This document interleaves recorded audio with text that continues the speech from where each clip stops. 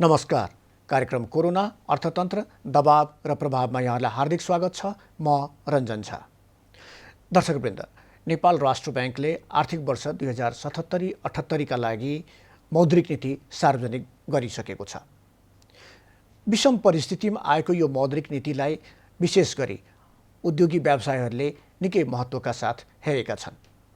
यसअघि जेठ 15 मा आएको बजेटले उनीहरूको माग सम्बोधन नगरेको भन्दै उद्योगी व्यवसायहरू मौद्रिक नीति पर्खेर बसिरहेका थिए।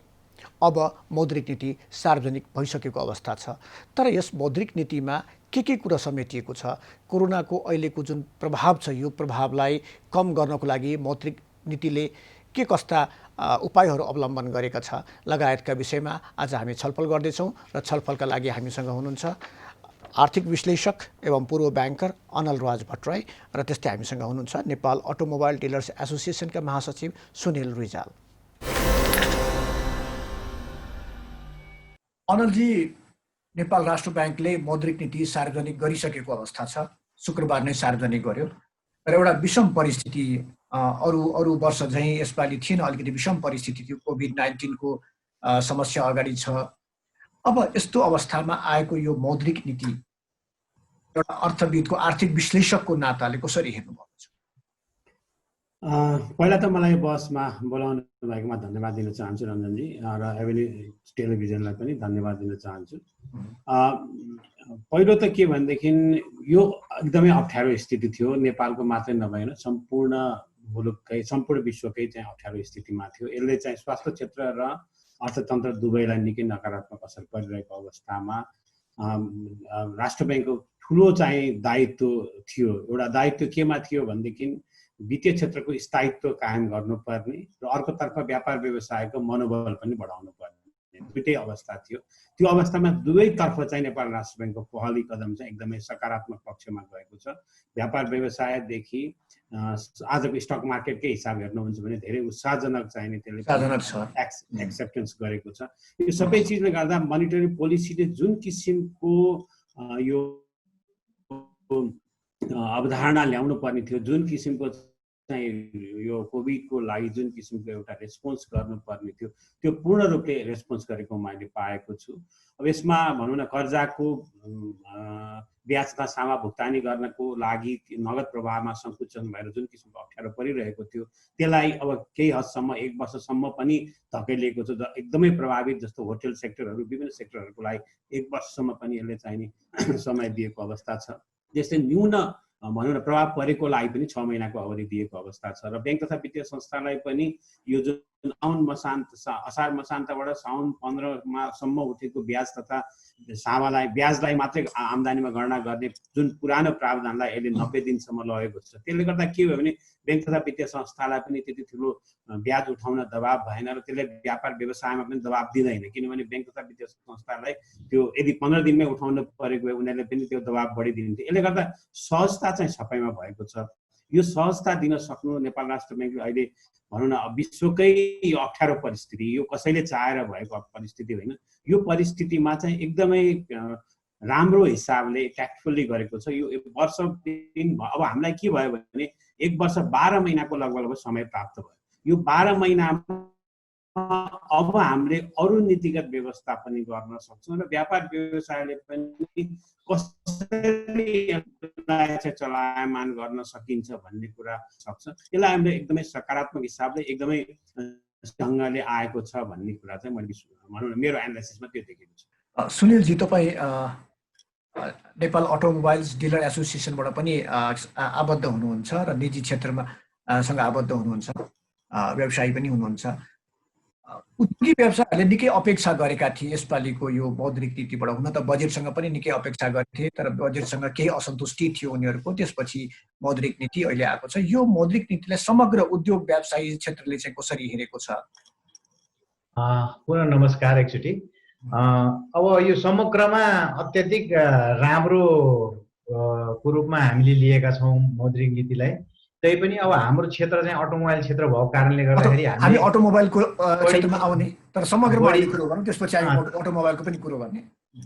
अरू क्षेत्रमा त यो अब कसैले सोचेको पनि थिएन यति राम्रो यसरी चाहिँ उद्योग व्यवसायलाई र निजी क्षेत्रलाई चाहिँ सहयोग हुने गरेर चाहिँ यो मौद्रिक नीति आउँछ भनेर चाहिँ यति धेरै सोचे पनि थिएनन् होला। सोचेभन्दा बढी नै पाए जस्तो लाग्छ। तर कार्यान्वयनको पाटो र आउने दिनमा अर्थतन्त्रलाई कतिको चलायमान बनाउन सकिन्छ त्यसमा निर्भर गर्छ जस्तो लाग्छ। र अन्य क्षेत्र सबै क्षेत्र अब मा राम्रो गरे तापनि अटोमोबाइल क्षेत्रमा चाहिँ गरेको छैन र हामीलाई पुगेन भएन भन्ने कुरो चाहिँ हाम्रो यसमा चाहिँ विरोधै जनाएको छ र यसलाई चाहिँ रिभाइज गर्नुपर्छ। हाम्रो क्षेत्रलाई चाहिँ केही परिवर्तन गर्नुपर्छ भनेर हामीले माग राखिसकेका छौँ, हामीले भनि पनि सकेका छौँ। जस्तै उद्योगी व्यवसायीहरूले के अपेक्षा गरेका थिए र के अपेक्षा उनीहरूको पुरा भएको छ यसमा के भन्न सकिन्छ? मेन कुरो त ब्याज पछि तिर्न पाउनु पर्यो, अहिले हामीसँग छैन भनेको थियो उद्योग व्यवसायले, त्यो मानिहाले, ब्याङ्कले प्रेसर पनि दिएनन्। सक्नेले तिर्नुहोस् है, हामीलाई फोन आउँदाखेरि पनि सक्नेले तिर्दिनुहोस् न हजुर, सहिलो हुन्छ हामीलाई भन्ने थियो। त्यो स्वाभाविकै हो, व्यवसायमा त्यो हुन्छ, सबैको हुन्छ। त्यो बाहेक पनि अब ब्याजलाई फेरि आफ्नो नि पाउने किसिमको पनि नीति आयो, त्यसले गर्दाखेरि धेरै सजिलो भयो। अनि अर्को कुरो यो जुन 80%बाट 85% जुन लघु बचतबाट चाहिँ जुन ऋण लगानी गर्न पाउने उसमा, त्यसले पनि समग्रमा बचतमा कम ब्याज देऊ है तिमीहरूलाई भनेर ब्याङ्कलाई भनिरहनु पर्दै परेन। आफै अब अटोमेटिक ऋणमा ब्याज कम हुने बित्तिकै त खर्च घटिहाल्यो व्यवसायको। त्यो व्यवसायको खर्च घट्नु भनेको आम्दानी बढ्नु नै हो र त्यसले पनि धेरै नै पोजिटिभ प्रभाव पार्छ र ब्याज दर चाहिँ एकल बिन्दुमा चाहिँ हामीले ऋण दिने ब्याजमा एकल बिन्दुमा आइहाल्छ। त्यसले पनि हामीलाई धेरै सजिलो पार्छ। समग्रमा राम्रो नै मान्नुपर्छ अटोमोबाइल क्षेत्रलाई छोडेर। अनिलजी, जस्तै यो मौद्रिक नीतिको वास्तवमा हरेक क्षेत्रबाट अलिकति सकारात्मक टिप्पणी नै भइरहेको छ मौद्रिक नीतिलाई लिएर। तर त्यही पनि हामीले अलिक सूक्ष्म ढङ्गले हेऱ्यौँ भने जस्तै यसका सकारात्मक पक्षहरू के छन् र नकारात्मक पक्षहरू के, कसरी यसलाई? यसको सकारात्मक पक्ष चाहिँ धेरै हिसाबले यसले कोभिड-19 को असरलाई न्यूनीकरण गर्नलाई सफलता हासिल गर्ने तर्फ चाहिँ दौड पनि गरेको, मैले विभिन्न मुलुकहरूमा गरेको, सेन्ट्रल ब्याङ्कले गरेको र त्यहाँको सरकारले गरेको विभिन्न देशमा गरेको एनालिसिस गरेको छु र नेपाल राष्ट्र ब्याङ्कले गरेको पनि यी चाहिँ ती देशहरूमा विकसित देश, अल्प विकसित देश र अति कम विकसित देशहरूको दाँजोमा हेर्दाखेरि हाम्रो पनि त्यति नराम्रो चाहिँ कसैले भन्न सक्दैन। हामीले गरेको पनि एकदमै राम्रो छ। यसले समय सापेक्ष र अरू देशमा गरेकै नियम जस्तै गरेको पाइएको छु। हाम्रै छिमेकी मुलुकहरूमा भारत, बङ्गलादेश, पाकिस्तानको हिसाब हेर्ने हो भने अथवा श्रीलङ्काको हेर्दाखेरि पनि यहाँ हामीले गरेको हाम्रो नेपालमा जुन सेन्ट्रल ब्याङ्कले गरेको नीति नियम चाहिँ त्योभन्दा कमी केही पनि पाएको छैन। अब केही हदसम्म कुनै आफ्नो देशको परिप्रेक्ष्य र आफ्नो देशको व्यापारको व्यवसाय तरिकाले गर्दाखेरि फरक होला। बङ्गलादेश चाहिँ एक्सपोर्ट बेस्ड इकोनोमी हो, इन्डिया चाहिँ आफै प्रोडक्सन बेस्ड इकोनोमी हो। त्यसको आधारमा केही चिजमा फरक होला, तर हाम्रो चाहिँ रेमिटेन्सको बेसमा भएको, हामी कन्जम्सनमा आधारित इकोनोमी भएको, यसले गर्दाखेरि हाम्रो चाहिँ नि त्यो जुन किसिमले वित्तीय स्थायित्व कायम गर्नुपर्ने त्यो स्थायित्व कायम गर्नको लागि आवश्यक मोनिटरी इक्विपमेन्ट चाहिँ प्रयोग गरेको छ। त्यो हुँदाहुँदै पनि केही चुनौती त अवश्य पनि रहन्छ, किनभने अब आजको डेटमा चुनौती कुन फिल्डमा छैन। व्यापार व्यवसायदेखि लिएर बिहान बेलुका मानिसलाई खान र बिहान कमाएर बेलुका खाने मानिस देखिन्छन्। हामी सबै अवस्थामा, जुनसुकै अवस्थामा नै चुनौती छ। अब यसमा समग्र मुलुकलाई पनि चुनौती नै छ। अहिले नै हेर्नुहुन्छ भने नेपाल सरकारले पनि गत आर्थिक वर्षमा जति हाम्रो कर उठाउँछु भनेर भनेको थियो, जति राजस्व उठाउँछु भनेको त्यो उठाउन नसकेको अवस्था, राष्ट्रिय के अरे त्यसपछि बाहिरबाट सहायता पनि नआइरहेको अवस्था, यी सबै चिजले गर्दा चुनौती सबै हुँदाहुँदै पनि राष्ट्र ब्याङ्कले गर्यो भने नेपाल सरकारको 7को ग्रोथ जुन टार्गेट राखेको छ त्यसलाई मिट गर्नको लागि 20% को कर्जा चाहिँ वर्ष एक्सपान्सन गराउँछौँ भन्ने एउटा, साथसाथै 7% को इन्फ्लेसन रेटलाई पनि एउटा मेन्टेन गर्छु भनेर एउटा त्यो अठोटका साथ अगाडि आएको छ भने, र 7 महिनाको आयातको लागि, वस्तु तथा सेवा आयातको लागि आवश्यक पर्ने यो फरेन करेन्सी रिजर्भ पनि राख्छु भनेर त्यो तीनटा चिजमा फोकस भएर आएको छ।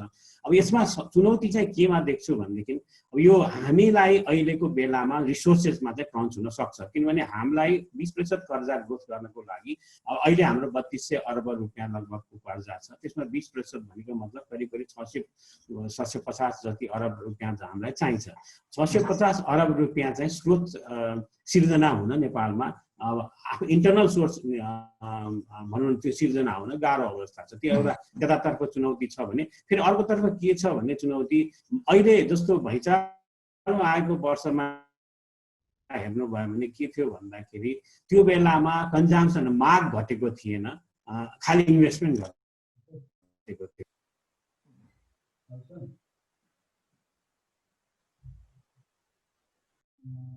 तर यो जुन इकोनोमीको ड्राइभर भन्छौँ कि माग र इन्भेस्टमेन्टलाई इकोनोमीको ड्राइभर भन्छौँ, त्यो ड्राइभरमा अहिले के भएको छ भने इकोनोमीमा माग रेट एक्सपान्सन ब्याज दर कम हुनुपर्छ। त्यो ब्याज दर कम गर्नको लागि नेपाल राष्ट्रले विभिन्न उपकरण जोखिमलाई कर्जा बढ्न नसक्ने जोखिमलाई न्यूनीकरण गर्न र कर्जालाई सस्तो बनाउनको लागि ब्याजलाई एकल बिन्दुमा एकल अङ्कमा ल्याउनको लागि चाहिँ नि नेपाल राष्ट्र ब्याङ्कले विभिन्न किसिमको उपकरण प्रयोग गरे। जस्तो सीसीडी रेसियोलाई 85% मा पुर्यायो, त्यसले गर्दा तरलता चाहिँ व्यवस्थापन रहन्छ करिब करिब भनौँ न 120 अरब रुपियाँ जति। त्यहाँ केही पुरानो दिएको सुविधा हटाएको छ, केही चाहिँ नि अब त्यसले गर्दाखेरि जुन साधारणतः हेर्दाखेरि हाम्रो चाहिँ करिब करिब 4000 अरब रुपियाँको हाम्रो रिसोर्सेस भएको ठाउँमा 20% के 5% बढाउँदा करिब 200 अरब रुपियाँ चाहिँ फ्री हुनुपर्ने हो, त्यो हुँदैन। नभए 120 अरब रुपियाँ जति फ्री हुन्छ र अहिले पनि तरलता करिब करिब 164 अरब जतिको तरलता छ भने चाहिँ हामीसँग करिब करिब 300 अरब रुपियाँ जतिको चाहिँ तरलता व्यवस्था अहिले पनि बजारमा रहन्छ। यसले के गर्छ भने ब्याज दर घटाउन एकदमै सजिलो पार्छ र एकदम कर्जाको डिमान्ड पनि बढ्न जान सक्छ।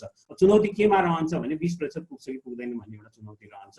अर्कोतर्फ चाहिँ यो इन्फ्लेसन रेट नेपालको मात्रै कारणले होइन, अहिले विश्वमै कस्तो रहन्छ, विश्व बजारमा इन्फ्लेसन कस्तो रहन्छ र अहिले भनौँ न हामीले जुन इन्फ्लेसन क्यालकुलेसन गर्दाखेरि जुन किसिमको वस्तु र बास्केटमा राख्छौँ त्यही पनि त्यसले रिप्रेजेन्ट गर्छ कि गर्दैन, त्यो वस्तुले अहिले चाहिँ इन्फ्लेसन रिप्रेजेन्ट गर्छ कि गर्दैन, यो सबै चिजहरू हेर्नुपर्ने धेरै चुनौतीपूर्ण कुरा छ। र हाम्रो इकोनोमी चाहिँ साधारणतः हेर्नुहुन्छ भने भारतको इकोनोमीको उतार चढावमा हामीलाई निकै ठुलो असर छ र भारतमा पनि अहिले इन्फ्लेसन चाहिँ त्यति धेरै बढेर गएको चाहिँ छैन। त्यसले गर्दा इन्फ्लेसन केही हदसम्म भारतमा कम भयो भने नेपालमा पनि त्यसको जति हुन्छ भारतमा जति हुन्छ त्यसको 1% थप हामी कहाँ लगभग इन्फ्लेसन हुन्छ। त्यो बेलामा चाहिँ हामीले इन्फ्लेसन चाहिँ कन्ट्रोल गर्नको लागि कहिलेकाहीँ के भने उताको इकोनोमी पनि राम्रो होस् भन्ने हिसाबले हामीले सोच्नुपर्ने हुन्छ। यो अवस्थामा 7% इन्फ्लेसन राख्ने, 20% चाहिने यो कर्जा एक्सपान्सन गर्ने र 7 महिनाको यो विदेशी करेन्सी राख्न। विदेशी करेन्सीमा चाहिँ कस्तो छ भने हामी रिमिटेन्स बेस, हाम्रो विदेशी करेन्सीको स्रोत के त भन्दा बाहिरबाट आउने हाम्रो यो डिप्रेसन हो। डिप्रेसनमा पनि विभिन्न कारणले गर्दा चाहिँ कमी आउने सम्भावना देखिएको छ। अब त्यो भनौँ न अरू मुलुकमा पनि कोभिडको चाहिने जुनसुकै देशमा पनि असर परेको छ, त्यहाँ म्यान पावरलाई कटौती गर्ने सबै चिजहरू त्यहाँ पनि गरिरहेको अवस्थामा अब के देखिन्छ भने त्यताबाट रिमिटेन्स कम आउने र अनि हाम्रो आयात हुँदाहुँदै हाम्रो आयात पनि कम हुन्छ, किनभने हाम्रो डिमान्ड कम भएपछि आयात पनि आयात कम भयो भने यतातिर रिमिटेन्स कम आउने, आयात कम हुने र यो आयात कम हुँदाखेरि समस्या के रहन्छ भने जब आयात कम भयो त्यतिखेर कर्जाको माग कम हुन जान्छ। यो हामी तीनटै चिजलाई कसरी मिलाउन सक्छौँ र कसरी चाहिँ व्यवस्थापन गर्न सक्छौँ, मेन्टेन गर्न सक्छौँ भने त्यो चिजहरू चाहिँ चुनौतीपूर्ण कुरा छ। त्यसबाहेक अहिले मोनिटरी पोलिसीको सूक्ष्म हिसाबले हेर्दाखेरि व्यापार व्यवसाय हामीले पटक पटक अब सिएनआईकै तर्फबाट म पटक पटक गभर्नर साहबलाई भेटेँ, म अर्थमन्त्रीज्यू कहाँ हामी सबै ठाउँमा कुरा गर्दा हाम्रो मागको अधिकांश चिजहरू चाहिँ सुनवाई भएको छ। पहिलोचोटि होला नेपाल राष्ट्र ब्याङ्कले यसरी चाहिँ व्यापार व्यवसायलाई आत्मसात गरेर चाहिँ हामी अगाडि बढ्न तयार छौँ, तपाईँहरू पनि अगाडि बढ्नुहोस् भनेर अब यो दिएको छ। अब चाहिँ व्यापार व्यवसायले चाहिँ नेपाल राष्ट्र ब्याङ्कलाई साथ दिएर हामी अगाडि बढ्ने, हामीलाई पनि व्यापार व्यवसायलाई पनि चुनौती भएको छ, किनभने यो जुन मौका दियो यो मौका फेरि आउँदैन। यो मौकालाई चाहिँ हामीले पनि सदुपयोग गर्नु भनेको मतलब अब सबै मिलेर हामी एक अर्कोको सहभागी भएर सारथी भएर अगाडि बढ्नुपर्ने अवस्था छ। नेपाल राष्ट्र ब्याङ्कले चाहिँ गरेको सूक्ष्म हिसाबले मैले फेरि भने एकदमै राम्रो काम र यो हृदयदेखि नै स्वागत गर्नुपर्ने काम छ। सुनिलजी, जस्तै अब व्यवसायीको कुरा गर्दाखेरि जस्तै 3-4वटा कुरामा उनीहरूले बढी केन्द्रित थिए उनीहरूको मागहरू, जस्तै कर्जाको ब्याज दर घटाउनु पर्ने, कर्जाको पुनर्तालिकीकरण गर्नुपर्ने, पुनर्कर्जामाथि जोड लगायतका यी सब कुराहरू चाहिँ तपाईँहरूको मुख्य माग थियो। अब यो मुख्य माग त लगभग तपाईँहरूको सम्बोधन भइसकेको छ। अनि आपत्ति केमा, असन्तुष्टि केमा यो अटोमोबाइल्सको चाहिँ?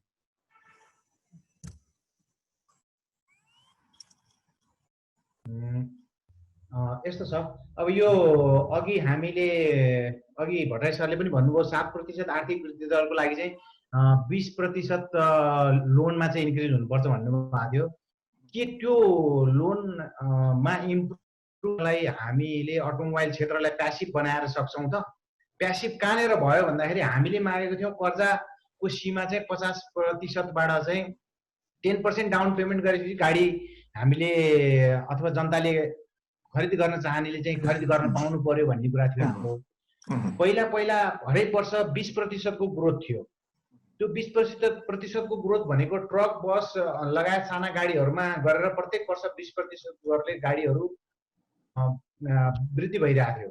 त्यसले गर्दाखेरि एउटा त अर्थतन्त्रमा चलायमान हुनु पनि त्यो आफ्नो ठाउँमा छ र राज्यले राजस्व पाउने एउटा थियो र सँगसँगै अब यो तर अब अहिले 2 वर्ष चाहिँ के भयो भन्दाखेरि 15.39% 74-75 घट्यो, आयात घट्यो। त्यसपछि 75-76 चाहिँ 15.39% आयात घट्यो। अब 20% बढिरहेको चाहिँ आयात नै यति धेरै नै इफेक्ट छ। त्यसले गर्दा राष्ट्रमा पनि असर गरेको छ र अर्थतन्त्र चलायमान भएन र ट्रक र बसहरू जुन निर्माणका सामग्रीहरू बोक्ने गाडीहरूको बिक्री कम हुनुको अर्थ के हो भनेदेखि इन्फ्रास्ट्रक्चर चाहिँ डेभलपमेन्ट कम भयो है, कम हुँदैछ है, अब डिमान्ड छैन है भन्ने पनि देखाउँछ। त्यसले गर्दाखेरि समग्र जुन पुँजीगत खर्च जहाँ हुनुपर्ने हो त्यहाँ चाहिँ नभइकन फ्रिज हुने र फिर्ता जाने बजेट यो यावत कुरा हुने कारणले गर्दाखेरि हामीले 7% वृद्धि दर त हामीले गर्न सक्दैनौँ।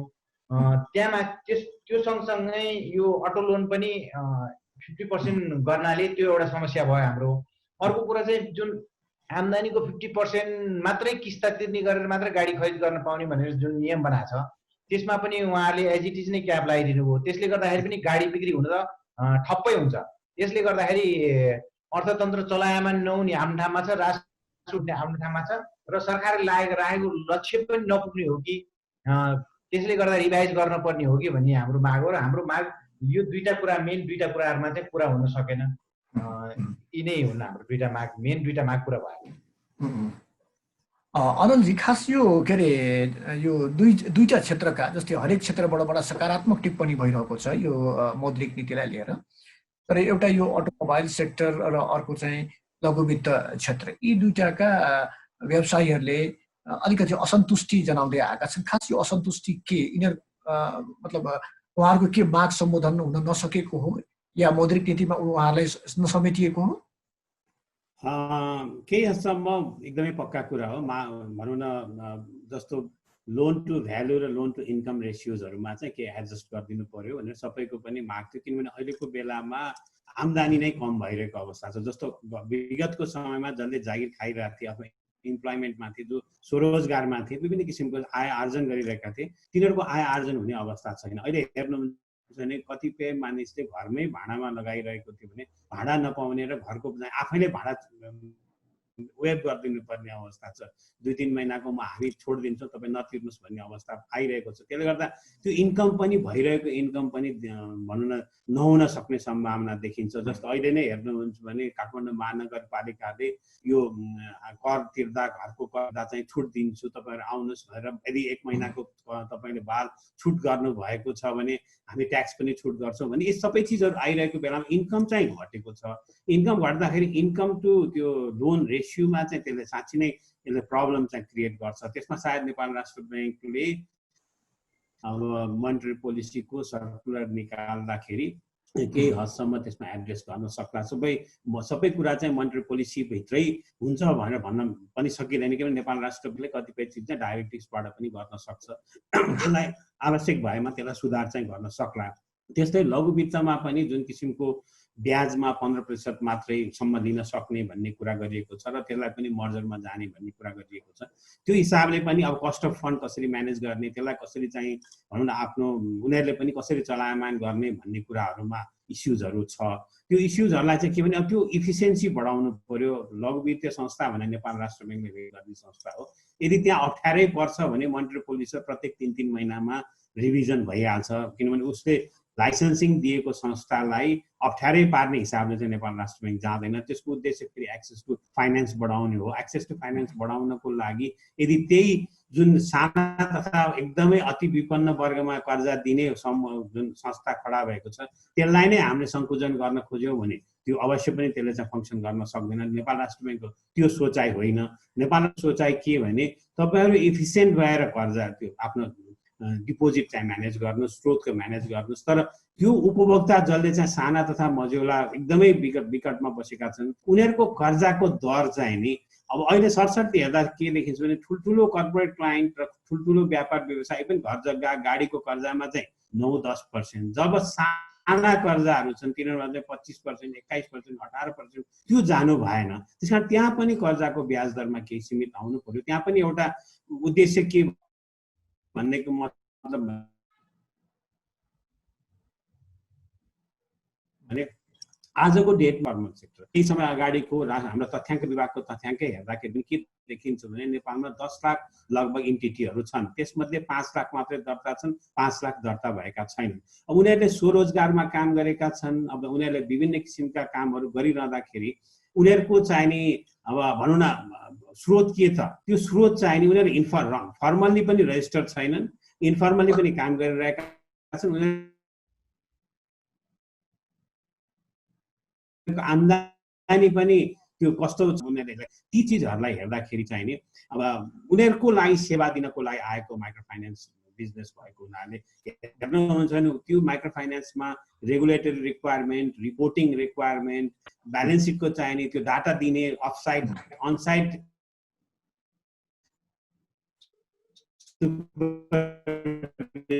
को रिक्वायरमेन्ट सबै नै कम गरेको छ। हामीले भनेको जस्तै हुन्छ भन्नु उद्देश्य के भनेको साना तथा मझौला एकदमै तल बसेकाहरूलाई सस्तोमा ब्याज दिने उद्देश्य हो। त्यो पुरा गर्नको लागि अब उहाँहरूले के गर्नुपर्ने, यदि सकिँदैन भने साइज बढाउनु पर्यो, त्यसको लागि मर्जरमा जानु पर्यो भनेर राष्ट्र ब्याङ्कले भनाइराखेको। त्यसमा त्यति मैले चाहिँ दडाइहाल्नु पर्ने, त्यसमा विरोध गरिहाल्नु पर्ने मैले केही पनि देख्दिनँ। एउटै कुरा के भने गाडीको केसमा चाहिँ हो, त्यसमा चाहिँ त्यो न डाउन पेमेन्ट घटाइयो न चाहिँ इन्कम टु त्यो लोन रेसियोहरूमा एडजस्ट गरियो। त्यो एउटाले चाहिँ केही चुनौती छ।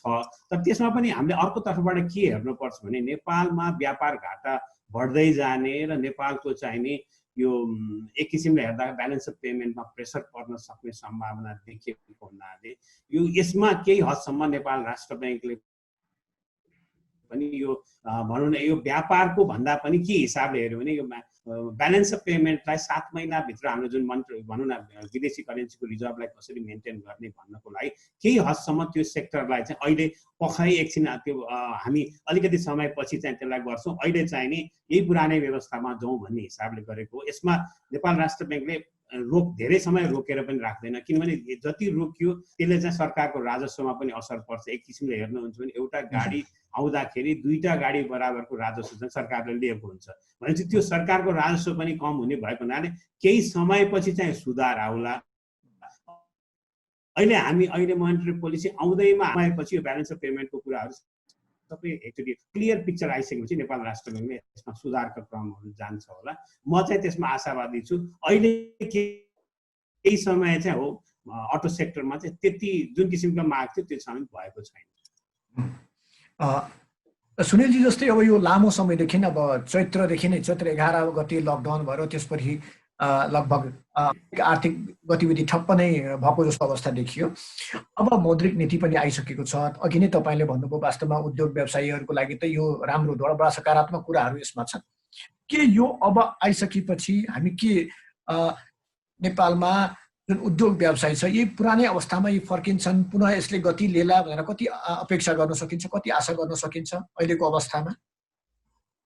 तत्काल त यो बढ्दैन हेर्नुहोस् बिजनेस, किनभने हामीले अहिले बिजनेस गरिरहेको छौँ, अहिले स्पेयर पार्ट्सका बिजनेस गरिरहेको छौँ, त्यो 30% मात्रै छ होइन। 30% भनेको त 70% बिजनेस छैन नि। मार्केट त अहिले पनि काठमाडौँमा खोइ बस आउन पाएको, खोइ चलायमा नै भएको छैन, चलेकै छैन नि। ट्रकहरूको पनि आम्दानी छैन, किनभने भाडै छैन होइन। त्यो लेभलको काम पनि छैन, सिमेन्ट छडहरूको काम पनि छैन। त्यसले गर्दा हरेक क्षेत्र चलायमा नै हुन अब अहिले जम्मा 30% बिजनेस छ। अब गाडी सेलहरूको त गाडी सेलै छैन, त्यो बाहेक स्पेयर पार्ट्स टायर लुब्रिकेन्टहरूको सेल चाहिँ 30% भएको छ अहिले। र यो त समय लाग्छ किनभने यो अब धेरै पैसा कोरोनाको लागि खर्च भइरहेछ। अब त्यो कोरोनाको लागि भएको खर्च त विकास निर्माणमा गएन। त्यसले गर्दाखेरि त्यो विकास निर्माणमा जति खर्च जान सक्यो र राष्ट्र ब्याङ्कबाट सरकारको पैसा जति बाहिर आउन सक्यो त्यति नै चलायमान हुने हो र त्यति नै व्यापार चाँडै रिकभरी हुने। त्यो स्थिति त अहिले पनि छैन। कोरोना ठिक भइसकेको स्थिति पनि छैन नि, बढेको बढै छैन, कहिले रोकेर। अब विश्व उसमा हाम्रो मात्र घट्या देखिया मात्रै हो। त्यो पनि चेक कम गरे भएर कम देखिया हो। अब वर्ल्डको रेकर्ड हेर्ने हो भने त बढेको बढै छ। हाम्रो त म्याक्सिमम असर भारतको मार्केटसँग गर्छ। भारतमा धेरै नै बढेको छ। त्यसले गर्दाखेरि भारतमा जुन लेभलमा बढेको छ अहिले हामीले कति सामानहरू किन्दा पनि पाए, बिक्री एक त व्यापार छैन तर कति सामानहरू किन्दा पनि नपाउने स्थिति आइसकेको छ। इन्डियामा धेरै फ्याक्ट्रीहरूमा 20 जनाको फ्याक्ट्री लेबर छन् भने 4 जना 5 जनाले काम गरिरहेको अवस्था छ र उनीहरूले पनि र मेटेरियल पाइरहेको अवस्था छैन। मजदुरहरू घर फर्केका मजदुरहरू उद्योगमा गएका छैनन् हैन। त्यसले गर्दाखेरि तत्काल तुरुन्तै रिकभरी भयो अब 100% नै बिजनेस भयो भन्ने कुरो हुँदैन। तर यदि भइहाले 2 महिना 4 महिना 6 महिनामा राम्रो देखिए तापनि लङ टर्म यसले 1-2 वर्षसम्म असर त गर्छ। तर यो मौद्रिक नीतिले जुन अहिले ल्याइदियो गर्दाखेरि अलिक चाँडै रिकभरी चाहिँ हुन्छ र यो कार्यान्वयन भयो। तर बाहिरबाट हामीले हेर्दाखेरि त बजार पुरै खुलेको जस्तो देखिन्छ कि बजार खुलेको मात्रै हो, त्यहाँ व्यापार चाहिँ भएको छैन, कारोबार भएको छैन भन्न खोज्नु भएको हो? छैन। कारोबार एकदम जरुरी एकदम इमर्जेन्सी चिजहरू जुन चाहिहालेको छ त्यस्ता चिजहरूको व्यापार भएको छ हैन। जस्तै अहिले कपडा नभए पनि चल्छ, जुत्ता नभए पनि चल्छ नि मान्छेलाई। इमर्जेन्सीमा चाहिने जस्तै मेसिनरी चिजहरू, अटोमोबाइलका लुब्रिकेन्ट, टायरहरू, यस्ता जो जरुरी चिज छन् ती नहुने चिज छन्, ती मात्रै मुभमेन्ट भएको हुन्। जुन लग्जरियस चिजहरू हुन्छन् जुन नभए पनि लाइफमा चल्छ नि त्यस्ता चिजहरूको व्यापार भएको छैन अहिले। विलासी वस्तु भनौँ, विलासी वस्तु या तत्कालै आवश्यक नभएको वस्तुहरू।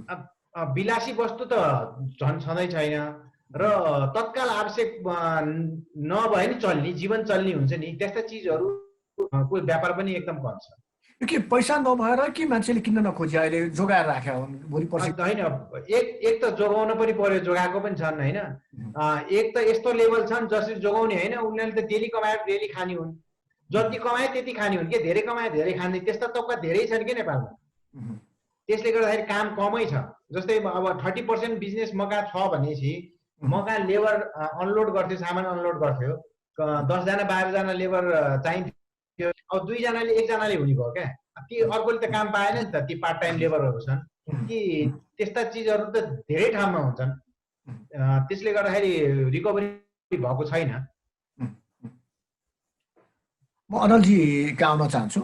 अनलजी, अब यो जस्तै हामी के अरे अर्थतन्त्रको हामी कुरो गरिरहेको थियौँ, अर्थतन्त्रलाई चलायमान कसरी बनाउन सकिन्छ भनेर हामी पहिले पनि 1-2 पटक हामी छलफल गरिसकेको छौँ। र अहिले जुन आएको यो मौद्रिक नीति छ यसले यो जुन अहिले रोकिएको सुस्त भइसकेको नेपालको अर्थतन्त्र यसलाई चाहिँ कतिको गति दिन सक्ला जस्तो अपेक्षा गर्न सकिन्छ, किनकि कोरोनाको संक्रमण सकिएको पनि छैन अहिले।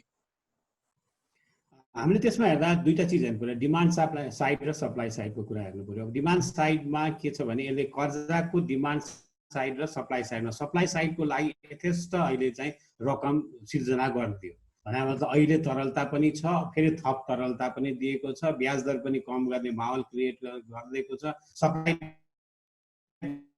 यसले चाहिँ अब हामी छौँ तिमीहरू हामी व्यापार के गरिदियो भने राष्ट्र ब्याङ्कले बफर क्यापिटल पनि हटाइदियो। बफर क्यापिटल गर्दा कर्जा दिने क्षमता घट्थ्यो, त्यो पनि हटाइदिएर चाहिँ अब क्षमता चाहिँ वृद्धि गरेको अवस्था छ। तर अब डिमान्ड साइडमा के छ भनेदेखि डिमान्ड साइड हुनको लागि पहिला व्यापार व्यवसायमा कन्फिडेन्स डेभलप हुनु पर्यो। कन्फिडेन्स कतिखेर डेभलप हुन्छ जब उपभोक्ताले माग गर्न थाल्छ। जस्तो आज मानिलिउँ गाडीकै कुरा गरौँ, गाडी सोरुममा बसिरहेको छ, उपभोक्ता सोरुममा नआइकन गाडी खरिद हुँदैन। त्यो अनलाइनमा गाडी खरिद चाहिँ हुँदैन। अनलाइनमा गएर नि गाडी खरिद गर्न उपभोक्ता त्यहाँ पुग्नै पर्छ। जस्तो होटल व्यवसायमा पनि जानलाई होटलमा गएर बस्न यदि ओभरनाइट बस्ने छ भने त्यहाँ होटलभित्रै ग्राहक पुग्नुपर्छ। यो अनलाइनमा हामीले सामान खरिद गरे जस्तै होटल रुम खरिद गरेर उपभोग नगरिकन त्यहाँ चाहिँ मतलबै आउँदैन। त्यो पनि एउटा एकदमै पेरिसेबल हिसाबको जो होटल रुम पनि एकदमै पेरिसेबल भन्छु, त्यो आज बिक्री भएन भने आजै नाश भएर कन्फिडेन्स आउँदैन हो। अब कोरोनाको कारणले गर्दा मेरो शारीरिक हिसाबले मलाई भनौँ अप्ठ्यारो पर्दैन र मेरो चाहिने त्यसले कुनै एउटा अप्ठ्यारो नपर्ने स्थिति सिर्जना हुन्छ भनेपछि मात्रै बजारमा जान सक्छ। आज पनि म बिचमा 2-3 चोटि न्यू रोड र हामी असनको बजारमा घुम्न गएको थिएँ र मैले जुन समयमा गएर फोटो खिचिरहन्थेँ, मैले फोटो कम्पेरिजन गरिरहेको छु। अहिलेको बेलामा आउने मानिसहरूको जस्तै भनौँ न यो बोलबमको कारणले गर्दा काठमाडौँमा थुप्रो मान्छेहरू आउँथ्यो यो महिना साउन महिना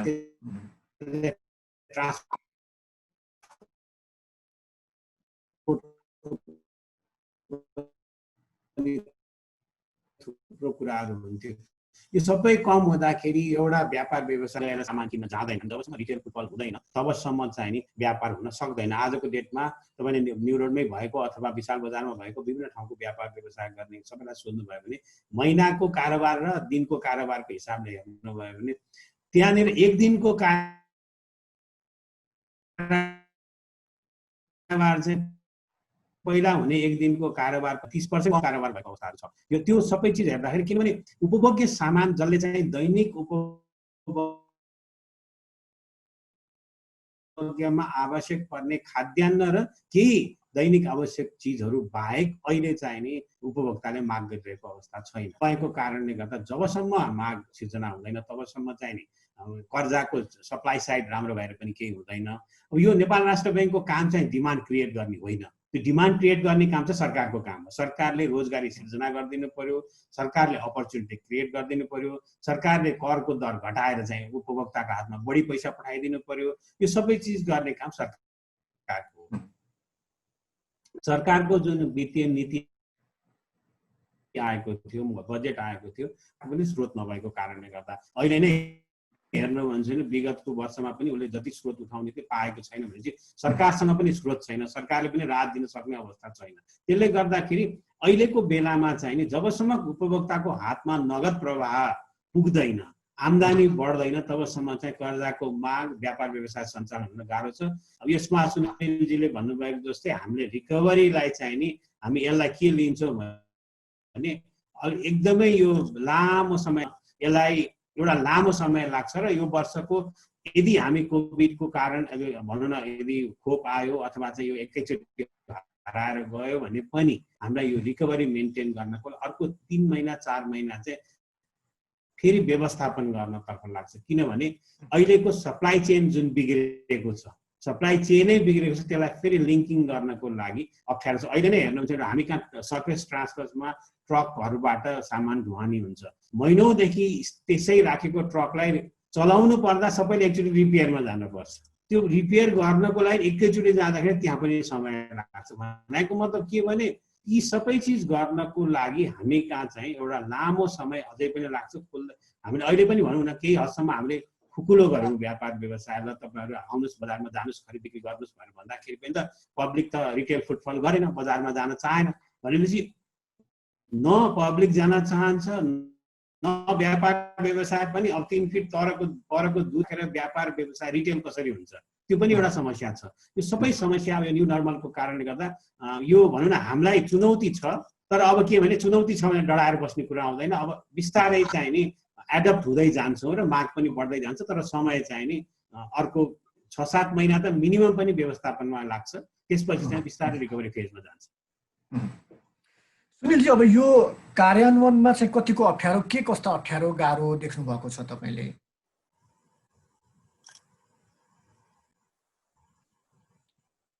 सुनिलजी, हजुर जस्तै अब मौद्रिक नीति त आयो, अब यो कार्यान्वयनमा जानका लागि के कस्ता गाह्रो अप्ठ्यारोहरू देखिरहनु भएको छ तपाईँले? कस्ता चुनौतीहरू छन् आगामी दिनमा? अब हामी तपाईँले नै भन्नुभएको थियो कि कोभिड अझै पनि अन्त्य भइसकेको अवस्था छैन। सरकारले र नेपाल राष्ट्र बैंकले भनौँ व्यवसायीहरूको हितमा धेरै कुरा ल्याइदियो। अब यो कार्यान्वयनमा चाहिँ के कस्ता चुनौतीहरू छन्? कार्यान्वयन चाहिँ अब हामी निजी क्षेत्रले जहिले पनि भन्दै आएको कुरा चाहिँ के हो भने पुँजीगत खर्च चाहिँ बढोस् र राष्ट्र बैंकमा सरकारको पैसा नथुप्रियोस् भन्ने प्रमुख माग नै हामीले जहिले पनि गर्दै आएका छौँ होइन। र कार्यान्वयनको पक्षमा चाहिँ अब यो कोभिडमै अझै अल्मलिनु पर्ने, कतिको अल्मलिनु पर्छ हामी सरकारले अझ कति खर्च गर्नुपर्छ त्यो क्षेत्रमा भन्ने मेन समस्या कोभिडको नै हो।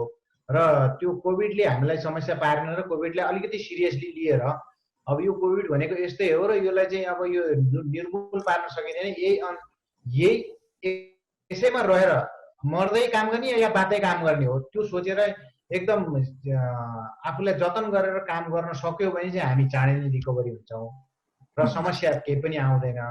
तर हामी कहाँ के छ भन्दाखेरि यो कोभिडलाई चाहिँ बाल मतलब कसैले केही मतलबै गरेको छैन। अहिले पनि तपाईँ हेर्नुहोस्, हिजो लोकल बसमा सिटमा पनि मान्छे फुल राखेर नचलाउने भनेर भनेको छ, झुन्डिएर हिँडेको मैले हिजो देखाएको छु होइन। त्यो कसले हेर्ने? त्यो त सरकारले हेर्ने काम हो नि। भोलि विकराल स्थिति फेरि आएर फेरि लकडाउन गर्नु पर्यो भने के हुन्छ त? हामी कहाँ पुग्छौँ? त्यो कुरा चाहिँ सरकारले अहिले पनि बुझेको छैन र कोही सत्तामै मात्र लागिरहेछ, कामतिर चाहिँ ध्यान दिएकै छैन। कोही कहाँ कसरी समन्वय नभएको हो? बसमा फुल मान्छे झुन्डिएर हिँडिरहेछ भनेपछि के कोरोना सर्दैन होला त? सिद्धिसक्यो हो र कोरोना। यही कोरोनाले फेरि लकडाउन गर्ने स्थिति आइदियो भने फेरि भयावह हुन्छ र कार्यान्वयन कुनै चिजको पनि कार्यान्वयन हुँदैन। अलिकति सिरियस हुनु पर्यो कोभिडको विषयमा चाहिँ। तर लकडाउन गर्ने होइन कि लकडाउन खुलेर मिहिनेत गर्न पर्यो। लकडाउन खोलिसकेपछि मिहिनेत बढी गर्नुपर्छ। यहाँ मिहिनेत गर्न कोही जाँदैन। अब मिहिनेत गरेर यसलाई चाहिँ हरेक क्षेत्र खोलेर र काम गर्ने वातावरण हुनु पर्यो र कार्यान्वयन, तब कार्यान्वयन हुन्छ। यो जस्तै नेपाल राष्ट्र ब्याङ्कले आफ्नो काम त गरिदियो, उद्योगी व्यवसायको हितमा मौद्रिक नीति ल्यायो। तर अब के भने अहिले नै अवस्था कस्तो छ भने एकदमै कोरोना मुक्त पनि हामी भइसकेका छैनौँ, एक किसिमको डर छँदैछ, सङ्क्रमण पनि बढै छ। अब यस्तो अवस्थामा एक किसिमले भनौँ अत्याधिक सहयोग पाएपछि यसको दुरुपयोग पनि हुन सक्ने अवस्था त छ, दुर्घटना हुन्छ, एकदम हुन्छ। यो ब्याङ्क यो दुरुपयोग चाहिँ ब्याङ्कले गर्ने सम्भावना हुन्छ। यो अनुत्पादक क्षेत्रमा बढी लगानी गर्ने र जो ऋणी हो, जो काम गर्छन्, वास्तविक काम गर्ने व्यवसाय, उद्योग व्यवसाय हो, उसले ऋण पनि नपाउने र ब्याजमा छुट पनि नपाउने र कम ब्याज दरमा चाहिँ ऋण पनि नपाउने काम हुनसक्छ। त्यसमा चाहिँ राष्ट्र ब्याङ्कले चाहिँ राम्रोसँग अनुगमन गरेर अहिले जुन मौद्रिक नीतिले लागू गरेका कुराहरू कार्यान्वयन भयो कि भएन भनेर राष्ट्र ब्याङ्कले चाहिँ हरेक ब्याङ्कहरूमा अनुगमन चाहिँ गर्नुपर्छ, नत्र भने मिसयुज चाहिँ गर्छ। ब्याङ्कले आफ्नो फाइदा हेर्ने हो, फाइदा हेर्नलाई उसले जे पनि गर्न सक्छ। आफ्नो जिम्मा पाएको टार्गेट दिए हुन्छ म्यानेजरलाई, ब्रान्च म्यानेजरलाई, त्यो टार्गेट पुर्याउने ध्येय मात्रै हुन्छ, अरू के पनि हुन्छ। अनलजी, तपाईँ पूर्व ब्याङ्कर पनि हुनुहुन्छ, आर्थिक विश्लेषक पनि हुन्छ, चार्टर अकाउन्टेन्ट पनि हुनुहुन्छ। यो यो यो के अरे डर छ कि छैन? जस्तै के भने उद्योगी व्यवसायीलाई खुसी पार्ने किसिमको मौद्रिक नीति त आएको छ, तर अवस्था अझै पनि एकदमै चलायमान भइसक्ने अवस्था अझै पनि छैन, किनकि डर त छ, कोरोना अझै पनि सकिएको छैन। यसले यो मौद्रिक नीतिको दुरुपयोग हुन सक्छ कि सक्दैन? जुन ल्याएको छ, फेसिलिटी दिएको छ, यसको दुरुपयोग हुन सक्छ कि सक्दैन? के हेर्नु पर्यो भने मौद्रिक नीतिले कुनै समुदाय, कुनै अथवा व्यापार गर्ने भनौँ न उसको लागि खुसी पार्नलाई भनेर ल्याएको चाहिँ होइन, पक्का पनि होइन। यसले के वित्तीय स्थायित्व कायम गर्नको लागि आवश्यक कदमहरू मात्रै चालेको हो। यदि आजको डेटमा नेपाल राष्ट्र ब्याङ्कले यी नियमहरू नदिएर फागुनकै अवस्थामा पुगेको भए हाम्रो वित्तीय संस्थाहरू एकदमै नराम्रो अवस्थामा हुन्थ्यो। त्यो भनेको मतलब निक्षेपकर्ताको निक्षेप चाहिँ जोखिममा हुन्थ्यो। आज नेपाल राष्ट्र ब्याङ्कले गरेको काम कुनै व्यापारीलाई खुसी पार्नलाई होइन, यो चाहिँ निक्षेपकर्ताको निक्षेपलाई अझ बलियो बनाएर राख्नको लागि गरेको। यदि व्यापार व्यवसायलाई खुसी गर्नलाई भएको भए ब्याङ्कले गरेको नाफालाई नगदमा तिमी लैजाऊ है भनेर भन्न सक्थ्यो। उसले के भन्यो भने करिब 51% चाहिने त्यहाँ के छ भने प्रमोटर सेयर छ। प्रमोटर सेयरले चाहिँ नि पाएको यो बोनस सेयर चाहिँ एक किसिमले हेर्नुहुन्छ भने त्यो एउटा कागजको टुक्रा जस्तो मात्रै हुन्छ। त्यो त केही भ्यालु, लोन लिनु पर्यो भने पनि त्यसको निकै कम भ्यालु पाइन्छ। भन्दा तिमीले अब ब्याङ्कभित्र कमाएको पैसा ब्याङ्कभित्रै राख, त्यसलाई नगदमा नबाड। नगद पनि कति बाँडा भनेको छ भने तिम्रो फिक्स डिपोजिट के अरे कस्ट अफ फन्ड बराबरको रकम मात्रै नगद बाँडा भनेको छ। भनेपछि त्यो व्यापारलाई कतै खुसी पार्न त बनाएको होइन, उसले वित्तीय क्षेत्र सन्तुलन कायम गर्नको लागि, स्थायित्व कायम गर्नको लागि यी चिजहरू गरेको छ। रह्यो कुरा दुरुपयोग अथवा सदुपयोग कुरा। दुरुपयोग हुनलाई बैंक तथा वित्तीय संस्था भनेको अति नै सूक्ष्म राष्ट्र ब्याङ्कले सूक्ष्म निगरानीमा राखेको हुन्छ। त्यसबाहेक पनि ब्याङ्किङ कसुर ऐन भनेर अर्को हुन्छ। त्यो ब्याङ्किङ कसुर ऐनभित्र बस्दाखेरि ब्याङ्कभित्र काम गर्ने व्यक्तिहरूलाई त्यति सजिलोसँग म जे पाए त्यही गर्छु भन्ने सम्भव छैन। किनभने ब्याङ्क भनेको एकदमै गभर्निङ कुरा एकदमै राम्रोसँग गाइडेड हुन्छ,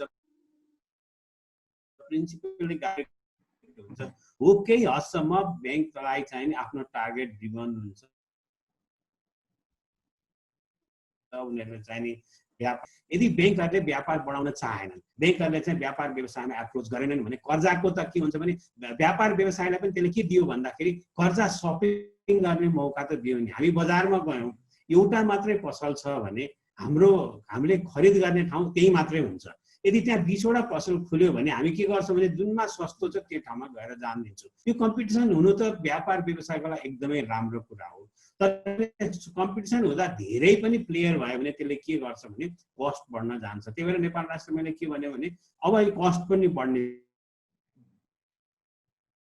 सम्भावना भयो। तपाईँको सङ्ख्या अब तपाईँ ठुलो बन्नुहोस् भनेर मर्जरको लागि पनि अहिले प्रोत्साहनहरू केही थप प्रोत्साहनहरू गरिदियो भने अब त्यसमा पनि अब कर्जाको जाँदाखेरि कुनै कर्जा चाहिँ नि भनौँ न सस्तोमा दिने अथवा कुनै कर्जा चाहिँ तपाईँ महँगोमा गर्ने भन्नलाई पनि रोक्नको लागि सेन्ट्रल ब्याङ्कले के गरेको छ भने बेस रेटमा प्रिमियम एडजस्ट गर्ने भनेको छ। बेस रेट भन्दा कममा तिमीले लोन दिन पाउँदैनौ, त्यो भन्दा कममा दिन एकदम चाहिँ कस्टमर र ब्याङ्कको बिचको नेगोसिएसन हो। अब मैले लोन लिनु छ, म चाहिँ नेगोसिएट गर्न सकिनँ, मलाई प्रिमियम 4% राखिदियो। अब म नै फेरि जाँदाखेरि नेगोसिएट गर्न सकेँ, मैले 0 प्रिमियममा चाहिँ काम गर्न सकेँ भने यो ममा पनि सेल्स, मेरो पनि सेल्सम्यानसिप हो। त्यसकारण हामीले दुवै पक्ष हेर्नुपर्छ। ब्याङ्कले मात्रै अब उसको पनि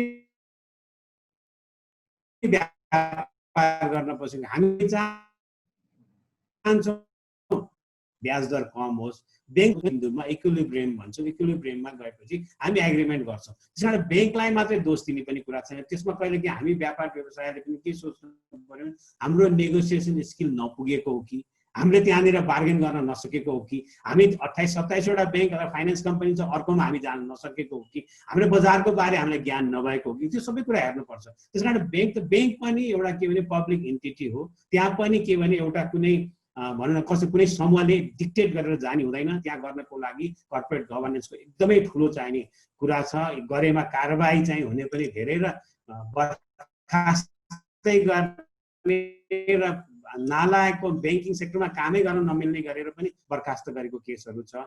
त्यसले गर्दाखेरि यो दुरुपयोग हुने सम्भावना होइन, केही कतै कहीँ छुटपुट बदमासी नहुने भनेको त सायद व्यापारमा पनि भइरहेको हुन्छ। अहिले हेर्नुहुन्छ भने विश्व बजारमै विश्वकै अर्थतन्त्रमा हेर्नुहुन्छ भने प्राइभेट सेक्टरको पनि कतिपय ठाउँमा चाहिँ नि यो कुनै चिज दुरुपयोग गर्नका लागि प्राइभेट सेक्टर पनि बढिरहेको देखिन्छ। त्यसकारण यो भने सबै पक्ष सुध्रिनुपर्छ। त्यसले ब्याङ्कले मात्रै खराबी गर्छ भन्ने सोचाइ राख्नु चाहिँ नि हाम्रो पनि कहिलेकाहीँ के हुन्छ भने त्यो एकदमै ट्रान्सपरेन्टलाई गाली गरेको जस्तो हुन्छ। त्यो पनि अहिले नगरौँ। तर सेन्ट्रल ब्याङ्क चाहिँ नि सुनिलजीले भनेको जस्तै सेन्ट्रल ब्याङ्क एकदमै चनाखो चाहिँ हुनैपर्छ। अफसाइड र अनसाइड सुपरभिजन जुन छ त्यसलाई चाहिँ एकदमै दरिलो बनाउनु पर्यो। र कतिपय कुनै ठाउँमा यदि अप्ठ्यारो परेको छ भने, यदि कुनै ठाउँमा नयाँ प्रडक्टहरू आएन, इनोभेसनहरू आएन भने त्यसमा पनि विचार गर्नु पर्यो। र अहिले चाहिँ नि ग्राहकलाई बढी सुविधा कसरी दिन सकिन्छ भन्ने हिसाबले ब्याङ्कलाई चाहिँ त्यो दिशातर्फ चाहिँ लैजानुपर्ने अवश्य पनि छ। तर बदमासी नै भइहाल्छ भन्ने हेर्नुहुन्छ नि, मैले नै हेर्छु यसो हेर्दाखेरि ब्याङ्कमा प्रत्येक दिन 3200 अरब रुपियाँको लोन भएको ठाउँमा तपाईँ दिनमा कति ट्रान्ज्याक्सन हुन्छ, अरबौँको ट्रान्ज्याक्सन हुन्छ। त्यहाँ बदमासी भयो भने त सधैँ कति खरबौँको बदमासी भइसक्नु पर्थ्यो। त्यसो बदमासी चाहिँ छैन। फाटोफुट्टो बदमासी चाहिँ हुन्छ, नभएको चाहिँ होइन। तर हामी त्यसरी डराउनु पर्ने चाहिँ म देख्दिनँ। एकदमै स्वच्छ र एकदमै चाहिँ नि कर्पोरेट गभर्नेन्स पुरा भएको संस्था चाहिँ ब्याङ्किङ हो। त्यसकारण ब्याङ्क वित्तीय क्षेत्र एकदमै सुरक्षित छ। त्यहाँ भएको डिपोजिटरको निक्षेप पनि एकदमै स्ट्रङली नेपाल राष्ट्रले मोनिटरिङ गरिरहेको छ र कर्जाको ब्याज दरलाई घटाउन प्रयास गरिरहेको छ। यसलाई हामी सराहनीय हिसाबले लिनुपर्छ। यो मोनिटरी पोलिसीले त्यो अवस्थामा जानको लागि पनि प्रयास गरेको छ र यो यस्तो किसिमको भनौँ न बदमासी नहुनको लागि विभिन्न चाहिने यो वित्तीय सुधारका कार्यक्रमहरू पनि त्यसमा मोनिटरी पोलिसीमा राखिएको छ। त्यसले गर्दाखेरि हामी डराइहाल्नुपर्ने अवस्था चाहिँ म देख्दिनँ। सुनिलजी, हामी कार्यक्रमको अन्तिममा पनि आइपुगिसकेका छौँ। अब जस्तै यो हामी अटोमोबाइलकै कुरो गरौँ, तपाईँ त्यही सेक्टरबाट हुनुहुन्छ। अहिले अटोमोबाइल डिलर एसोसिएसनको माग चाहिँ के, तपाईँहरूले चाहिँ के अपेक्षा गर्नुभएको थियो र के आएन, के आइदिएको भए राम्रो हुन्थ्यो, तपाईँहरूको व्यापार व्यवसाय फेरि बढ्थ्यो? हाम्रो भनाइ चाहिँ 10% डाउन पेमेन्टमा गाडी खरिद गर्न पाउनु पर्यो आम उपभोक्ताले, एउटा माग त्यो हो। दोस्रो माग चाहिँ हामीले जुन 50% आम्दानीको 50% मात्र किस्तामा तिर्न पाउने जुन छ त्यसलाई चाहिँ बढाउनु पर्यो। त्यसले मात्र चाहिँ धान्दैन, अघि भट्टराईजीले पनि भनिसक्नुभयो होइन। एउटा दुईटा माग त्यो भयो दोस्रो। र हामीले चाहिँ आग्रह गरेको सरकारलाई चाहिँ के हो भने अहिले हामीसँग विदेशी मुद्राको सञ्चिति राम्रै अवस्थामा छ। यस्तो बेलामा यो मुद्रा विदेशी मुद्रा हामीसँग सकिन्छ, सिद्धिन्छ, हामीलाई गाह्रो हुन्छ भोलि पर्सि भन्ने स्थिति अहिले तत्काललाई छैन। यदि त्यस्तो अवस्था आइहाल्यो भने फेरि रिभाइज गर्न सकिहाल्छ सरकारले। कमसेकम यो कम्फोर्ट अवस्था बेलामा यो अहिले हामीलाई पनि यो अटोमोबाइल क्षेत्रलाई पनि गाह्रो भएको अवस्थामा चाहिँ यो लोन दिने सिस्टम चाहिँ 10% डाउन पेमेन्ट गरिदियोस् भन्ने हाम्रो आग्रह हो। र त्यो गर्नलाई खासै गाह्रो हुँदैन होला जस्तो लाग्छ सरकारलाई। र आउने दिनमा सरकारलाई गाह्रो भएको खण्डमा त्यसलाई फेरि रिभाइज गरोस्, केही छैन। सरकारले आफ्नो अनुकूल राज्यलाई हेरेर गरोस्, त्यस्तो केही छैन। तर अहिले कम्फोर्ट भएकोलाई चाहिँ कमसेकम लगानी गर्ने वातावरण चाहिँ बनाइदियोस् भन्ने आग्रह। निश्चित रूपमा अब उद्योगी व्यवसायहरूको आफ्नै अपेक्षा रहनु स्वाभाविकै हो। अन्तिममा पनि छौँ। अनलजी, अन्तिममा जस्तै अब सरकारले 7% आर्थिक वृद्धि दरको अपेक्षा गरेको थियो। अब बजेट पनि आयो, त्यसपछि मौद्रिक नीति पनि आयो। अब बिस्तारै कोरोनाको प्रभाव पनि कम हुन थालेको छ। यति पुरा अन्त्य भएको छैन। सरकारको जुन अपेक्षा छ आर्थिक वृद्धि दरको, त्यसलाई चाहिँ यो मौद्रिक नीतिले कतिको समर्थन गर्ला, कतिको सहयोग गर्ला, त्यो पाउन सकेन? मौद्रिक नीतिको लक्ष्य पूर्ति गर्नको लागि नै 20% कर्जाको चाहिँ नि जुन अवधारणा राखेको छ त्यसले एक्सपान्सन गर्नुपर्छ भन्ने हिसाबले गएको छ। त्यो चाहिँ नि यदि 20% कर्जा हामीले वृद्धि गर्न सक्यौँ भने अवश्य पनि 7% ग्रोथ पुर्याउनलाई सहयोगी हुन्छ। पुग्छ नै भन्ने होइन, तर सहयोगी हुन्छ। किनभने त्यो एक्टिभिटी चाहिँ लगभग 900 अरब रुपियाँको एक्टिभिटी चाहिँ हुन जान्छ। 900 अरब रुपियाँको एक्टिभिटी हुँदाखेरि त्यसले चाहिँ नि हामीलाई भनौँ न ग्रोथको लागि एकदमै सपोर्ट गर्छ। तर अघि सुनिलजीले भन्नुभएको जस्तै अब हामीले जुन गाडीकै कर्जाको कुरा हेर्ने भने हामीले त्यसमा के गर्न सक्छौँ भनेदेखि अहिलेसम्म एलसी खोलेर आइसकेका र स्टकमा बसेका कति गाडीहरू छन्, कति चाहिँ सेल्स हुन बसेका छन्, त्यसले चाहिँ वित्तीय बाहिर चाहिँ भनौँ न त्यसले फरेन करेन्सी अब जाँदैन। अहिले भइरहेकोलाई व्यवस्थापन गर्नको लागि मात्रै पनि यदि जति इम्पोर्ट भएर बसिरहेका छन्, जति सेल्सको लागि पुरेर बसिरहेका छन्, त्यस्तो केसमा चाहिँ नि अहिलेलाई यो भनौँ न लिमिट बढाइदिने 50% को ठाउँमा 70, 80, 90 कति गर्न सकिन्छ त्यो गराइदिन। अब आउने आगामी इम्पोर्ट हुने चिजलाई चाहिँ बिस्तारै रेस्ट्रिक्सन गर्दै गयो भने त्यसलाई चाहिँ समाधानको पक्षतर्फ जान्छ। अहिले चाहिँ यो व्यापार कस्तो भएको छ भने गाडी तथा यो अटोमोबाइल सेक्टरकोमा चाहिँ स्टक छ, त्यो पनि बिक्री नहुने अवस्था सिर्जना हो। यतातिर माग पनि छैन। त्यसले गर्दाखेरि यता कर्जा पनि दिनु छ, अनि यतातिर कर्जा एक्सपान्सन पनि गर्नु छ, इकोनोमीलाई चलायमान पनि गर्नु छ, र सामान बसिरहेको छ, उपभोक्ताले चाहिँ लिन सक्ने अवस्था छैन भनेपछि त्यो चाहिँ एउटा अहिले भइरहेको स्टकलाई मात्रै क्लियर गर्नको लागि अपर्च्युनिटी दिने हो भने पनि त्यसले बेटर गर्छ। यस्तै चिज भनौँ न अरू क्षेत्रमा पनि छ। जस्तो अब भनौँ न हाम्रो समर क्लोथहरू ल्याएर राखिरहेको थियौँ कतिपय व्यापार व्यवसायमा चाहिँ गर्मी आउनलाई भनेर गर्मीका लुगाहरू ल्याएर राखेका थियौँ। ती लुगाहरू बिक्री नहुने अवस्था छ।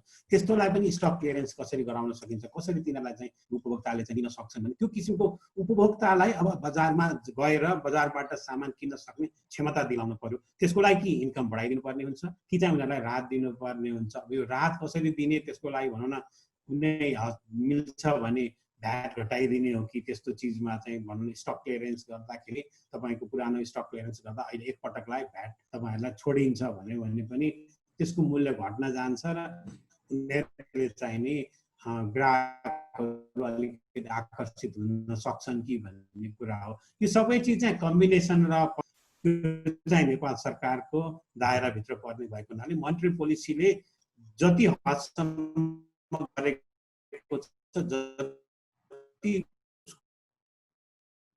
को चाहिँ क्यापेसिटी छ, जति उसको चाहिँ दायरा छ, त्योसम्म चाहिँ पुरा गरेको छ। अब यसलाई अझ चाहिँ नि अब 3-3 महिनामा रिभिजन गर्ने नै छ। यसलाई मोबाइल सेक्टरमा चाहिँ अलिकति भनौँ न अहिले भइरहेको स्टकलाई क्लियरेन्स गर्नेतर्फ अलिकति मौका चाउँछ र त्यो इकोनोमिक हुन्छ। नेपाल राष्ट्रले त्यो जहिले पनि गर्न सक्छ, ठुलो कुरा चाहिँ होइन। हस् त, समय र संवादका लागि यहाँलाई धन्यवाद। आजको छलफलमा हामीसँग हुनुहुन्थ्यो आर्थिक विश्लेषक अनल राज भट्टराई र त्यस्तै हामीसँग हुनुहुन्थ्यो नेपाल अटोमोबाइल डिलर्स एसोसिएसनका महासचिव सुनिल रिजाल। मौद्रिक नीतिका सकारात्मक पक्ष, नकारात्मक पक्ष र त्यस्तै कार्यान्वयनका विषयमा छलफल हामी गरेका छौँ आजको यस कार्यक्रममा। हस्त कार्यक्रम कोरोना, अर्थतन्त्र, दबाव र प्रभाव आजलाई यति नै। खबरभित्रको खबरका लागि हेर्दै रहनुहोला एबी न्युज खबर।